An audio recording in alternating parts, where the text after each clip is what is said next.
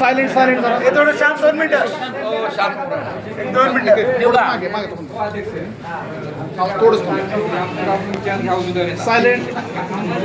आज दिगंजी शहरामध्ये महादेवाच्या मंदिरामध्ये दिगंजी गटाची प्रमुख कार्यकर्त्यांची बैठक झाली आणि या बैठकीला गटातील ताकदीने कार्यकर्ते उपस्थित राहिले.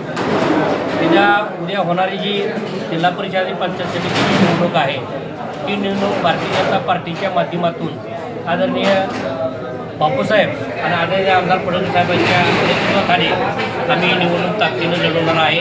कार्यकर्त्यांची बैठक घेतली. कार्यकर्त्यांना सूचना दिल्या की काही दिवसामध्ये आचारसंहिता लागणार आहे, त्यामुळे कार्यकर्त्यांनी कामाला लागावं ही सूचना करण्यासाठी आजची बैठक झालेली आहे.